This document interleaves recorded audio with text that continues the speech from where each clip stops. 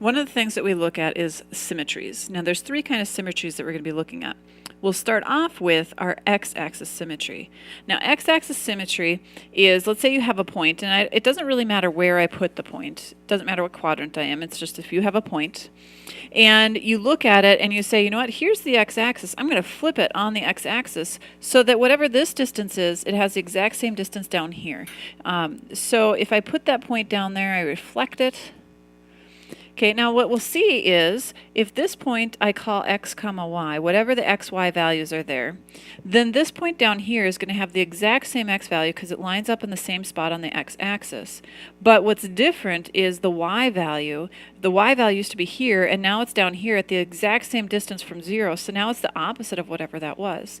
Now I want to point out I put a negative y there, but that doesn't mean that the y is actually negative. What it means is it's the opposite of whatever it was in the original point. So if this was negative, then this one would be positive. Or if this one's positive, then this one would be negative.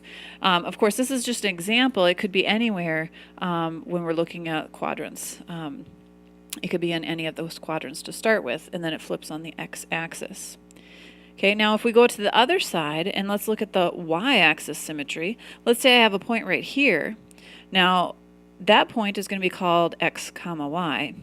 And if it has y-axis symmetry, it means that I'm taking this point and I'm flipping it on the y-axis. So now it's going to be over here in this quadrant, and it's going to be the exact same distance away from the y-axis as it was on the other side, only now it's going to be on the opposite side. So what's happening here is if x was here, now it's over here at the exact same distance, so it's going to be the opposite of whatever it was. Remember that the negative doesn't mean that this answer is going to be negative, it just means it's the opposite. And then the y value is still at the same spot on the y-axis, so the y value is still the same. So that's x-axis symmetry and y-axis symmetry. You'll also notice that on the y-axis symmetry I give it this word even. Whenever a function has y-axis symmetry, it's called an even function. For example, if I have something like a parabola that's centered on the y-axis, if it goes like this, okay, this would be an even function because every single point is reflected on the y-axis.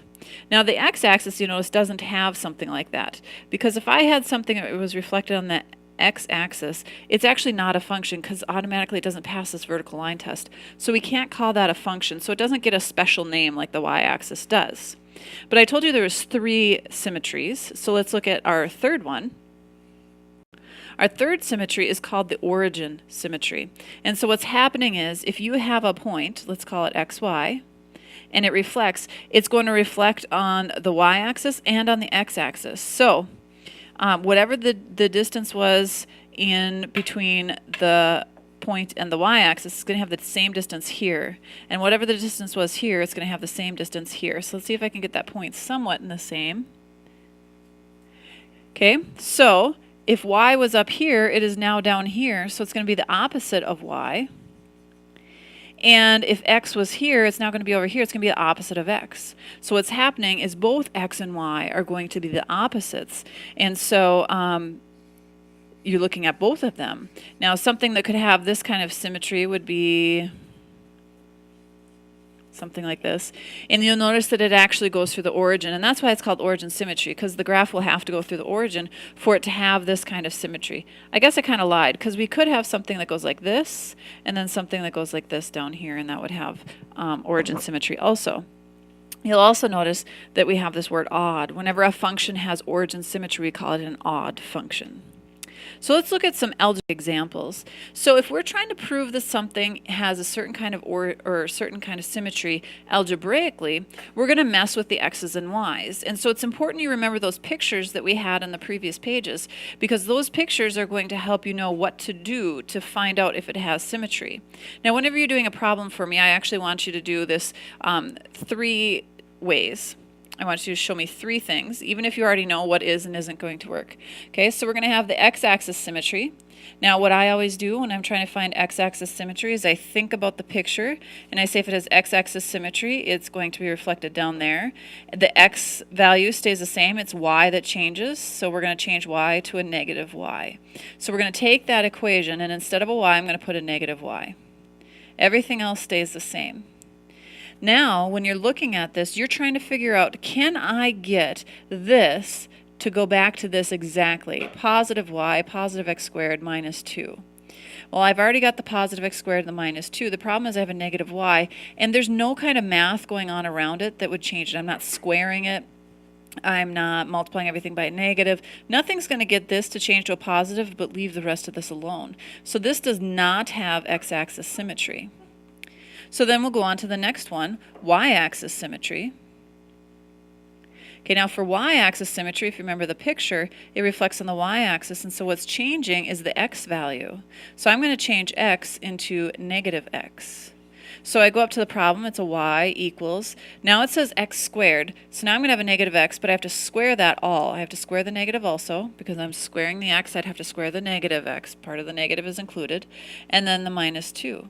Now if I look at this, there's actually some simplification I can do, because here I see that I have a negative x being squared, and I need to take care of that. Now if I square a negative, that becomes positive, and then I'm still squaring the x. And so what you'll notice is I have now y equals, I messed up, sorry, this is supposed to be a 2, isn't it? Okay, I now have that y equals x squared minus 2, which is identical to the original. And when that happens, that means it has that symmetry. So yes, we have y-axis symmetry. Now it is possible to have more than one symmetry, so I'm not done. I'm now going to check on the origin symmetry. Now if you remember origin symmetry, if I remember that picture, both the x and the y change. So I'm going to change x into negative x, and I'm going to change y into negative y. So we go to the problem, we go negative y equals, we square the negative part of the x also, minus 2. So I have negative y equals, the negative x being squared gives me a positive x squared, minus 2. And just like when we were looking at the x-axis symmetry, we've got what we want on the right-hand side, but the negative y is not matching. So we do not have origin symmetry. So we only have y-axis symmetry on this one. Let's look at another example. All right, so here I have y equals x cubed. So we start with the x-axis symmetry. Okay, now with x-axis symmetry, I change y into negative y. Okay, that's just weird. Let me rewrite that. Okay, so I'm going to change y into negative y. All right, so when I do that, I get negative y equals x cubed.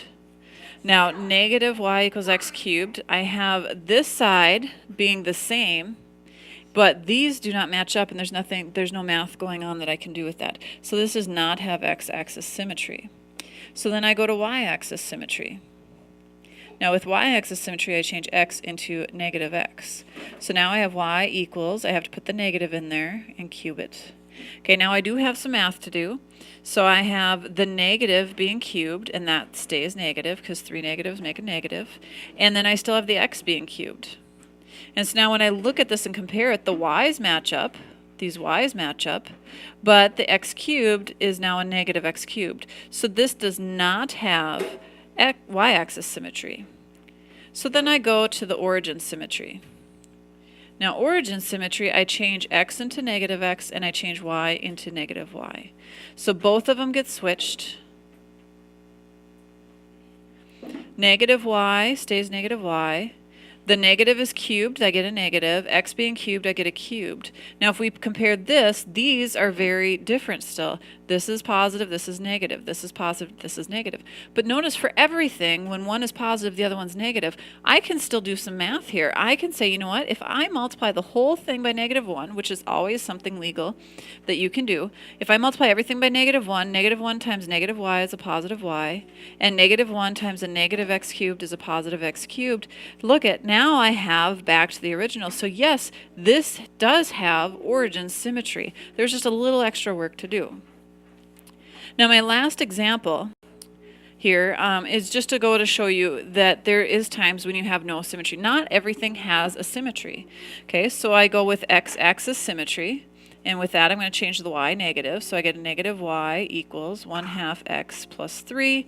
And just like before, there really is no math I can do. These are already the same. It's only this that's different. There's no math I can do. So this does not have x-axis symmetry. So then I go to y-axis symmetry. Now for y-axis symmetry, I plug in a negative x.